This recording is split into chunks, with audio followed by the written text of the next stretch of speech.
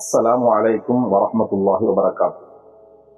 எங்கள் தலைவர் முஹம்மது ஸல்லல்லாஹு அலைஹி வஸல்லம் அவர்கள் சொன்னார்கள், இன்னல்லாஹ தய்யிபுன் லா யக்பலு இல்லா தய்யிபா.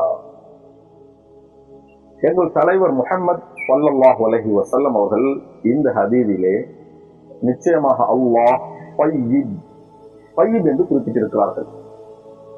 தய்யிப் என்பதன் விளக்கமானது முனஸ்ஸஹுன் அனின் நகாயிஸ், அல்லாஹு தஆலா குறைபாடுகள் அனைத்தை விட்டும் பரிசுத்தமானது. அதுதான் இந்த ஹதீஸிலே வந்திருக்கும் தய்யிப் என்ற வார்த்தைக்கான சரியான விளக்கமாகும். குறைபாடுகளாக எதுவெல்லாம் கருதப்படுமோ, உதாரணமாக அநீதி இழைத்தல், பிறருக்கு அநியாயம் செய்வது, அது குறைபாடான ஒன்று, அதை விட்டும் அல்லாஹ் பரிசுத்தமானவன்.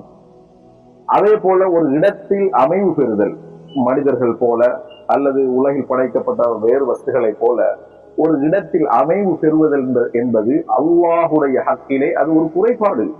அல்லாஹு தஆலா அதை விட்டும் பரிசுத்தமானவன். அவன் ஒரு இடத்திலோ அல்லது எல்லா இடத்திலோ அமைவு பெறுபவன் அல்ல. அதே போல அறியாமை, ஜஹில் என்பது ஒரு நக்ஸ், அது ஒரு குறைபாடு. அல்லாஹு தஆலா ஜஹிலை விட்டும் அறியாமையை விட்டும் பரிசுத்தமானவன். இவ்வாறாக குறைபாடுகளாக இருக்கும் அனைத்து தன்மைகளை விட்டும் நம்முடைய ரப்பு அல்லாஹு ஜல்ல வ அஸ்ஸ அவன் பரிசுத்தமானவன் என்பதையே எங்கள் கண்மணி நாயகம் ஸல்லல்லாஹு அலைஹி வஸல்லம் அவர்கள் இந்த ஹதீஸிலே தெளிவாக கூறியிருக்கிறார்கள்.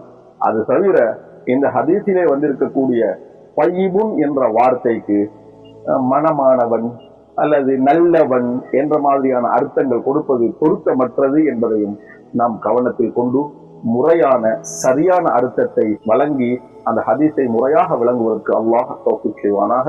வஆகிரு தஅவானா அனில் ஹம்துலில்லாஹி ரப்பில் ஆலமீன்.